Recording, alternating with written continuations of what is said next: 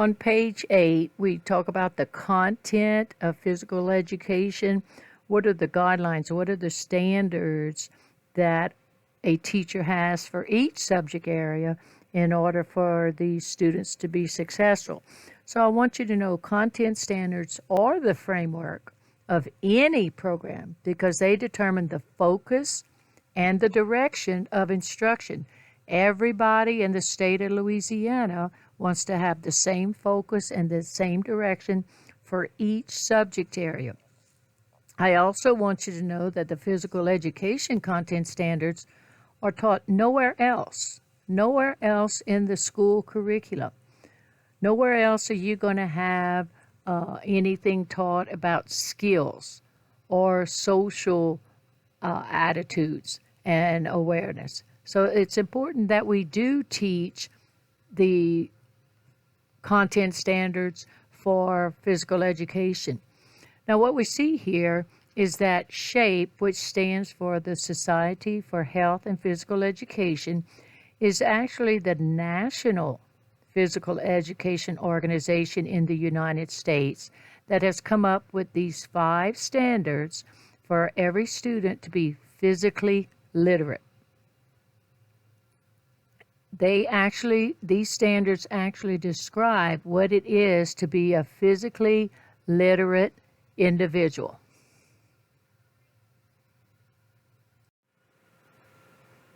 Every one of these 5 standards are going to start off with the physically literate individual, blah, blah, blah, blah, blah, blah.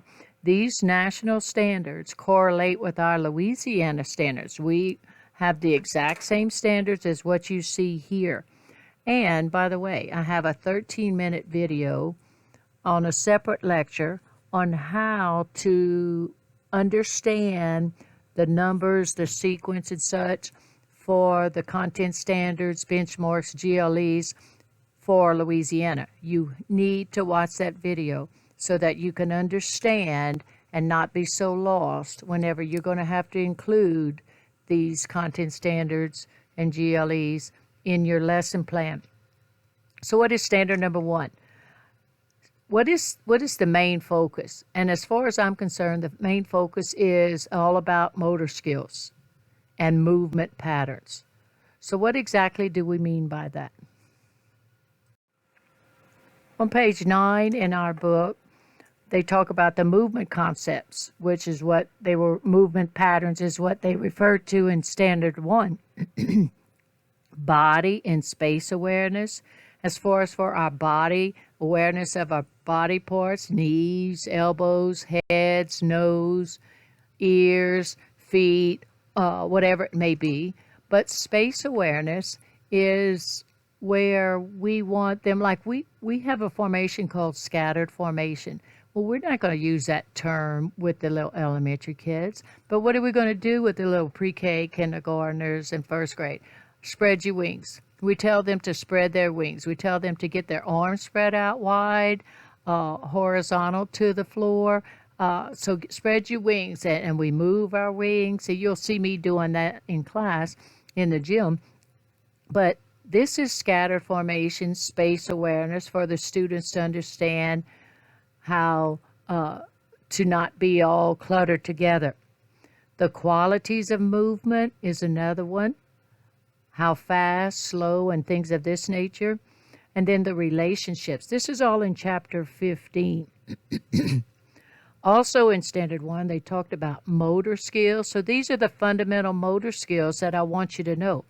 And by the way, I want you to know the word fundamental can be used for motor skills, or some other terms that can be used is called basic motor skills or functional motor skills. So recognize and know those terms as the terms that can be used interchangeably with the words fundamental motor skills. So I want you to know the fundamental skills are categorized into 3 parts. You have locomotor skills, non-locomotor skills, and manipulative skills. I want the locomotor skills in chapter 16 that we're going to go into great detail when we get to chapter 16 later on in the semester is all about jumping and hopping. Well, what's the difference between jumping and hopping? Jumping, you're using 2 feet. Hopping, you're going to only hop on 1 foot. We also have walking, running, skipping, leaping, sliding, and galloping. So how can I get from point A to point B? I can use any of these locomotor skills in order to do so. We also have non-locomotor skills. That's in chapter 16 as well.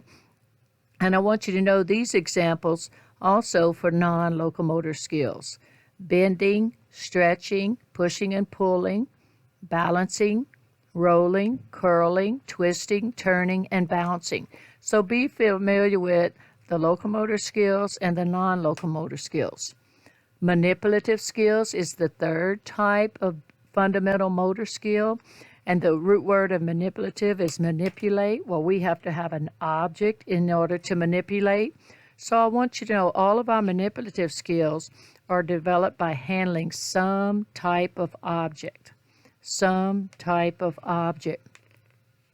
And whenever we're working on manipulative skills on page 10, I want you to know it's all about better eye-hand and eye-foot coordination. When they have a ball or a bat or a scoop or a wand or a jump rope, they're working on their eye-hand coordination and their eye-foot coordination. Now, there's all different types of objects. There's numerous types of objects that a person can use, that a teacher can use with her students in PE. A noodle is an object. A parachute is an object. There's all kinds of objects. Also, for Standard 1, we're talking about specialized motor skills. What are we talking about here? The various sports and other areas of PE where you have some type of apparatus. We could be tumbling. We don't teach tumbling. We do teach dance. And it's also specific games. So I want you to know the specialized skills receive increased emphasis beginning with developmental level 2. What grade level is developmental level 2? Developmental level 2 is grades 3 and 4. Grades 3 and 4. Body management skills is also taught as a part of Standard 1.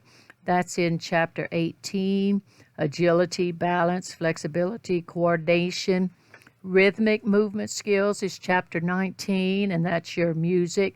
But notice, rope jumping is considered rhythmic. It can be very rhythmic in nature. Gymnastic skills, Chapter 20.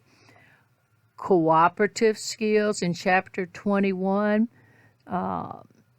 game skills, Chapter 22, and then the remainder of the book is sports skills, chapters 23 through 30.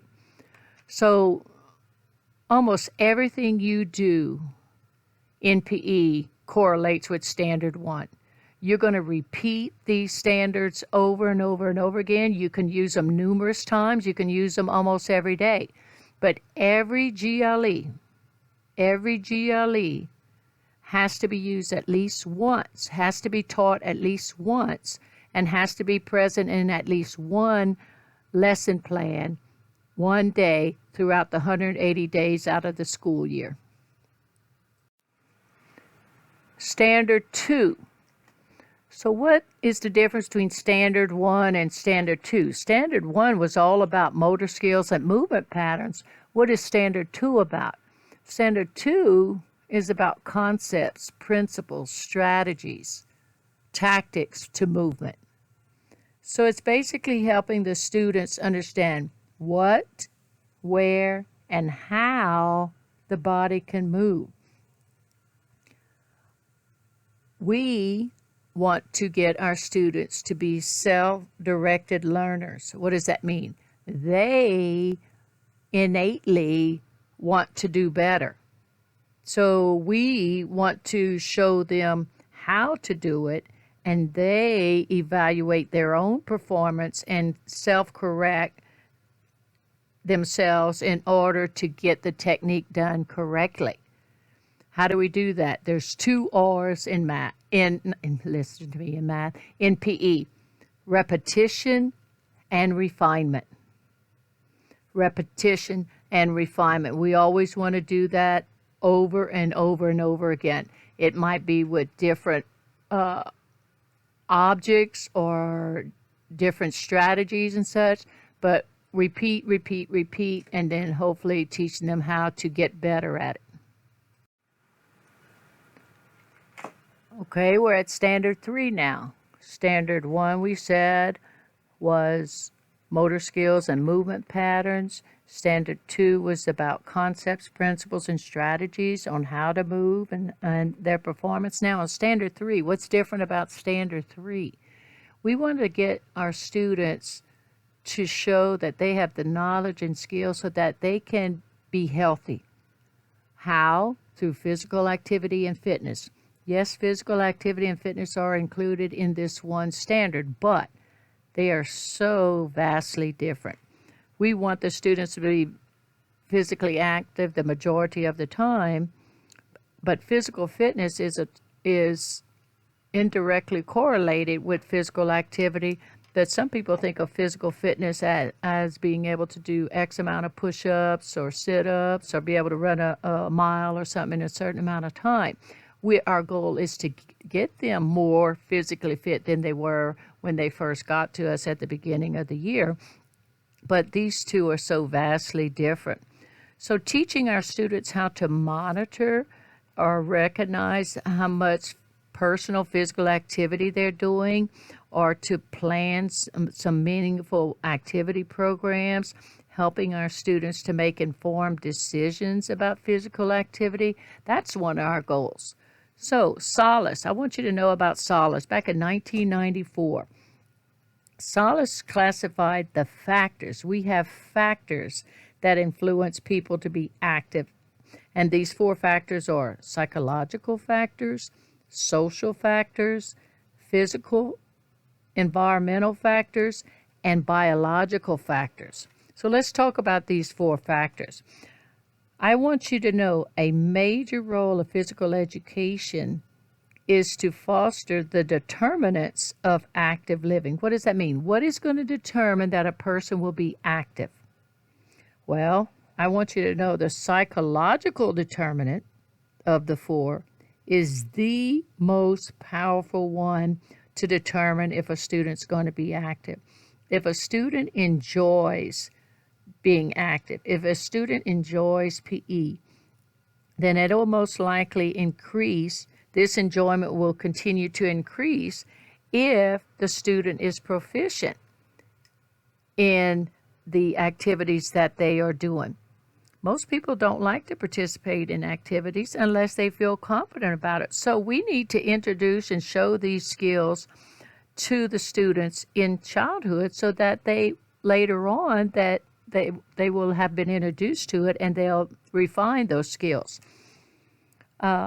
Also, when a psychological factor is a need for a challenge, but we got to make sure when we challenge our students, we have the appropriate balance to where they do experience success and they're still interested in what they're doing. The second determinant is the social factor that Solace was talking about. So socially, being, your peers and the role models, who is encouraging these students? Is it parents? Do they even have the opportunity to participate in activities with others? The social factor is huge to influence lifetime activity. But remember, the most important factor, the most powerful one, is the psychological factor. The third determinant is physical environmental factors. Do the students have access to facilities or programs? Do they have adequate equipment in PE? What type of outdoor environment are they exposed to? Is it a safe outdoor environment? And then the fourth factor is biological factor. The student's age, gender, ethnic background, socioeconomic status. So Solace has these determinants that helps to determine if a student will be active for life, and the psychological determinant is the most powerful one of the 4. In 2018, it was huge when this came out that the physical activity guidelines for Americans explains that children need daily physical activity to where they accumulate 60 or more minutes of physical activity per day. So if they get 30 minutes of PE, and if they get two 15-minute recesses, they will have accumulated 60 minutes of physical activity PE. On page 12, they talk about physical fitness instruction, which we're going to talk about in great detail in Chapter 3. But what I want you to know for now, the physical fitness is all about participation in daily physical activity rather than the products of fitness, like I said earlier. So through the daily physical activity, we hope them to become more physically fit. But it's not about how many reps they can do or how fast they can run. So I want you to know we need to give students the opportunity to offer their input about their fitness program and let them make some personal activity choices. So this will help them during their lifetime. I also want you to know when students accept the responsibility for participating in these regular activities that they're going to be doing in PE, the fitness becomes an authentic learning experience that may last a lifetime. It's all about positive experiences in physical activity. That's what we have to strive for. Also, part of each physical education period should be devoted to teaching children about fitness. So what are we talking about here? Just learning the basic facts of fitness, I want you to know, is not enough. Elementary school children have to participate in the fitness. So in order for us to meet Standard 3, students need to understand the basic facts of fitness. We talk about the concept of overload. We can talk about it for 30 seconds or a minute, but if we talk about that, if we talk about cardiorespiratory endurance, motor coordination, anything of this nature, that will fulfill Standard 3. Standard 4.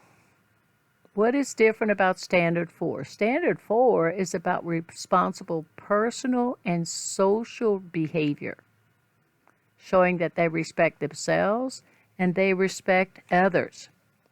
So here, we want the children to have the opportunity to internalize and practice participation, cooperation, competition, and tolerance. It's all about good citizenship and fair play. This is where the children will learn to realize there's a difference between acceptable and unacceptable ways of expressing their feelings. In Chapter 7, they talk about this responsible behavior, where we want them to behave in a way that does not affect others in a negative manner. Hellison, back in 2010, talks about responsible behavior and stating in a manner that the students can understand, and you have 4 or 5 different levels, and these physical education classes are an excellent setting for teaching responsibility because they are behaving, they're moving, and it's very highly visible what they're doing, how they're reacting. Are they reacting in a irresponsible way? That's a teachable moment right there, where we would go talk to that individual student without embarrassing the student and addressing it immediately.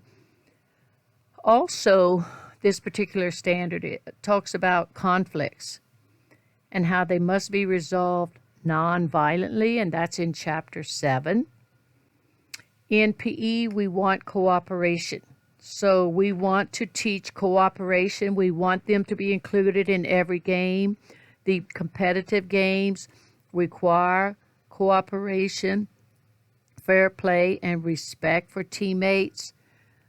But we need to realize in PE, the cooperative games is what we want to teach our children, that all teammates are needed to reach our group goals.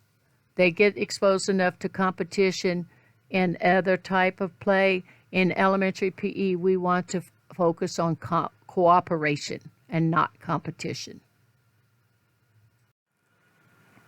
Standard 5. What are we focused on in Standard 5? Recognizing recognizing, we want our physically literate students to recognize the value of physical activity because it will help their health. They will enjoy it. It can be challenging, but they also can express themselves, and it's also a matter of social interaction. So, valuing physical activity is what we're focused on. Whether the student has the knowledge needed to make those thoughtful decisions affecting his or her health and wellness is what it's all about. We are to expose them to that. Nutrition, stress, substance abuse, safety. The term wellness, I want you to know, because wellness implies developing a lifestyle that is balanced with moderation as the key. I totally believe in moderation in everything. Moderation in studying, moderation in physical fitness or physical activity, moderation with technology, moderation in everything. So I want you to know wellness instruction actually involves studying the wisdom of past generations and integrating that into the lifestyles of our current and future generations. What did we learn from our parents or our grandparents and such? So in elementary, we want to cover things like the skeletal system, the muscular system, the cardiorespiratory system and how they function. We want to introduce that on a very basic scale and maybe build and increase that as they get to the third, fourth, and fifth level. But just introducing terminology for the different bones in the body or the different muscles in the body. So this is definitely a possibility that we need to teach them about wellness.